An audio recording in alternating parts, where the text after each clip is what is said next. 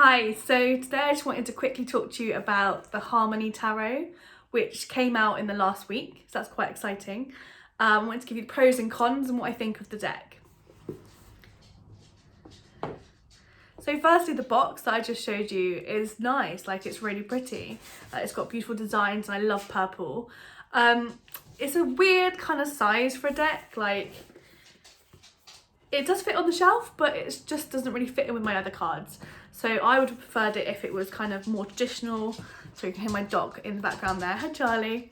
If it was more this kind of size, but that's just me maybe.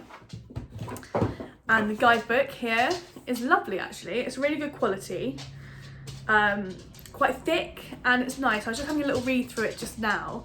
And she goes through her own personal journey. So she is a YouTube star. You've probably heard of her, which is probably why you're here, but if not, so she started off as like a makeup blogger and then she went into Wicca, but I think she found Wicca because her grandmother was a witch, so she was kind of bestowed this upon her, and then found it through like her journey with mental health. I thought it was really nice that she talked very openly in the guidebook about her mental health and how she wants this to help other people in that same situation, because it's a deck that she says is for growth and for healing, which are both things I'm all here for. So there are 22 major arcana cards as you would expect in a normal tarot deck. So I'll just show you some of the images then. So we have the Divine. So the thing about this deck is that they're all different to what you might expect in a normal tarot deck. So it's kind of relearning the traditional meanings maybe, or maybe using your interpretations more. But if you're a beginner, then you know this is all new anyway, so it wouldn't make a difference. The Well, the Crow, and I definitely am drawn to the dark cards in this pack. I really like that. A Forget-Me-Not, which is quite similar to some of the minor arcana cards you'll see coming up. Grace, who is balancing on a wall. I would say maybe the body diversity in this deck is not great. They're all very, very traditionally slim, tall kind of people. But you know, some people like that. So the Cliff, the Ghost, which I was reading has to do with like depression and mental health. So I wouldn't normally go for a deck that had a ghost in it because I'm like, ghost. I didn't know this did actually, but it looks quite a friendly ghost, so I let her off. And we've got the Fairy Ring. Now this is probably my favourite card in the deck. But I was just having a quick look in the guidebook and apparently it's quite a negative card. But I love it. So that's the Fairy Ring. The Empty Cottage. You can just imagine like a little witch living there in the middle of the forest. It's adorable. And then we've got Dusk and we've got Dawn. And then we've got the Lighthouse. So again, quite a moody, dark sea image there, which is lovely. And I can't pronounce this one, but it means the star. I think it's in French. So that actually is kind of relating to the traditional tarot deck, but most of them seem to be sort of a little bit off the wall, which is kind of nice. I guess she's put her own stamp on it, which is good. And then, if I can get it, we've got the Orchard. The Mirror, which again to me looks a little bit negative with the cracks in it, but we'll have to see. La Lune, the moon.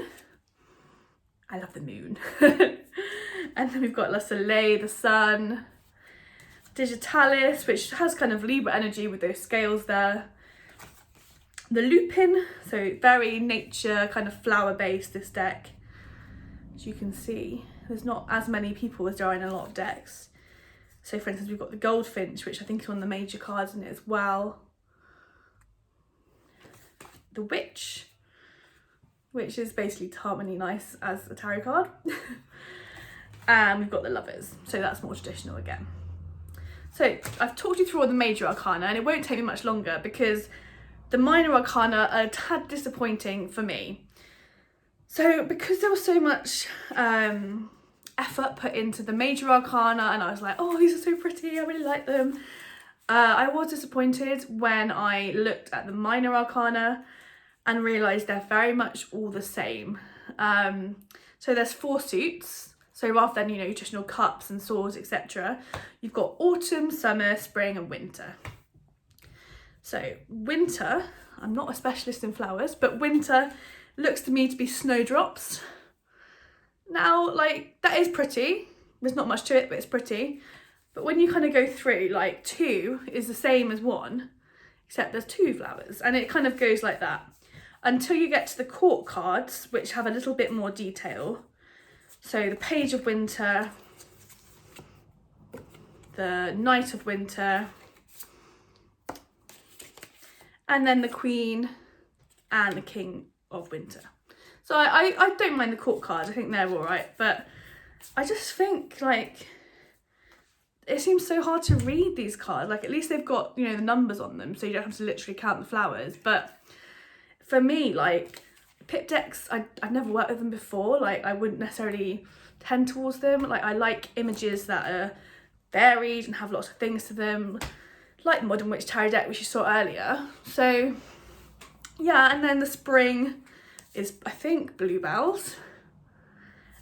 Summer is some nice big pink flowers, which are lovely. And then we've got kind of maybe foxgloves, I think, for autumn. So yeah. So overall, I would say, like, probably I'd give this deck 6.5 out of 10. I think the intention is definitely there. Like, I know Harmony Nice from YouTube and I've watched her for a few years, and she definitely is very, very well intended and a lovely person and really cares. And the fact that this is for growth and healing, and she's made it because she's feel called to, like, change people's lives, is, like, amazing. But I would say some of the execution of the deck could have done a little bit of work, and I don't really blame her because she says she works with pip decks and she finds them really great. I think the responsibility lies at Penguin, the publisher, who should have just been more clear that it was a pip deck, because there's a lot of people that have been disappointed. You know, I saw her Instagram feed a few nights ago, and apparently she's been getting a lot of comments saying how disappointed they are with the deck. So it's really about being clear to customers, I think. So I want to very quickly, before I go, say the backs of the decks are really nice. So you've got two hands reaching out to a pentagram in the middle. The only thing is, with reversals, you would know beforehand that the card was upside down. So that's worth bearing in mind if you do read reversals. Take care.